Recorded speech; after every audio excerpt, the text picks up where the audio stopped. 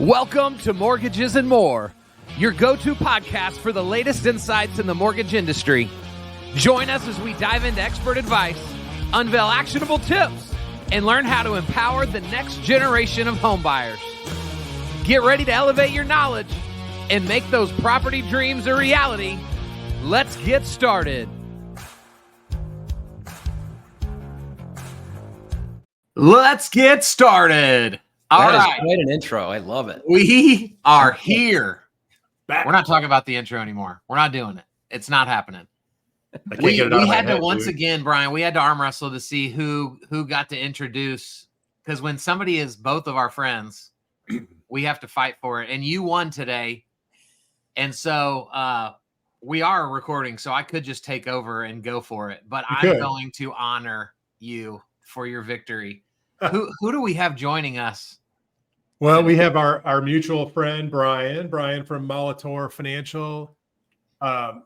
What's cool about, and this is like the theme of a lot of our guests, is a lot of the folks that we've talked to, we've met through this type of platform discussion, right?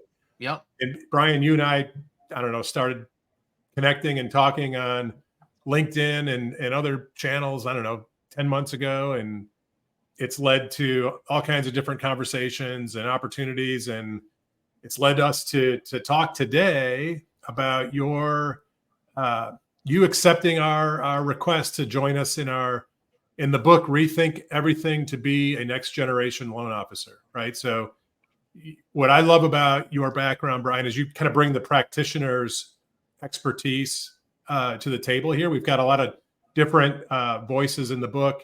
And I'm really excited to kind of dig into what you're writing about in the book and how, tease it out a little bit. We don't want to give it away. Of course, we want people to go to Amazon and buy this thing when it publishes, but maybe tease out how your chapter is going to help loan officers make that leap to become a next generation, mortgage advisor, really. So thank you for having me here. And I'm super honored to be included in your book. I've seen the list of authors and the people you're including. I'm very humbled. So thank you both. Absolutely. But what I'm writing my chapter about is business development. It is such a huge topic these days for obvious reasons. The mortgage market is going through a major shift. Many loan officers, not all, but many have seen a major drop in business. It's not like a small drop, it's a major drop in business. So I talk to a lot of loan officers every day that are saying, how do I generate more business? Like that's the biggest question on their mind. So I wrote an ebook, timely when you guys reached out, I wrote an ebook called The 22 Business Development Ideas for Loan Officers. Wow. And it's just some of the things that I did myself as a President's Club level producer. It's things that I coach people to. It's things I've seen or observed people doing in today's market to gain more business. I believe not too long ago, you could rely on two pillars to generate business. If you had a good network of real estate agents and a database that you nurtured and connected with, was all you needed, right? And how successful you were was determined by how many people were in your database, how many realtors you had, and how good you were at nurturing that group. I think those days are gone. We're in a world now where you need to have 5 to 10 different pillars of business to really sustain and grow. So my chapter is really about ideas that will hopefully help spark the creativity in the individual, to spark the creativity so that they can develop those ideas and execute. Love it. Yeah, I think that's a great point, because it's not like you can just take the idea as written, right, and then go execute on it and have the same success.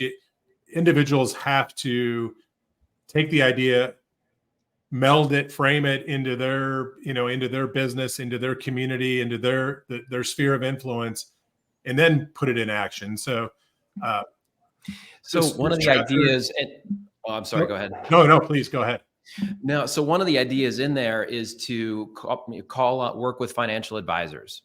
That could mean 20 different things to 20 different people. That's right. Yeah. But the idea of working with financial advisors, while we've all heard it all before, we've heard that before, it's up to the individual skill set on what the approach is. For one individual, that might mean doing webinars for financial advisors. Somebody else might be very skilled at cold calling. So maybe they're going to cold call financial advisors. Maybe somebody else is going to reach out on LinkedIn, send LinkedIn videos to financial advisors. So it just depends on the skill set, how you approach. And what I do offer in the book and on my ebook too is the idea that I would help them develop those ideas. No strings attached. Cool. Book a quick Zoom call. Yeah. We just talk through some of this stuff, and it's not complicated. It's really not. We overcomplicate it in our heads. But if you have a conversation with someone that you trust and that has been through it before, you can evolve these ideas pretty quickly. Now, we're going to sell a lot of these. Are you sure? Yeah, you're ready to offer this up to everybody? I've got a limit of 10,000 ebooks. So if you feel like we're going to go over that, we might have a problem. Well, I hope so. Yeah, I think you're going to have a problem. Hey, Kyle, I'm going to call an audible because what Brian just said really hit home for me. And it's like your offer to, not just write a chapter, but actually kind of get toe to toe, face to face with people is awesome. And one of the things that came into my head is, we've got 30 plus people like us. We're all contributors to this book. And one of the great concepts of the book that came out of Kyle's first book was this idea of a QR code within the chapter that allowed the reader to go deeper into the topic and really face off with that expert, right? And so I think about this book now as like I'll be walking around with 33 experts at my fingertips.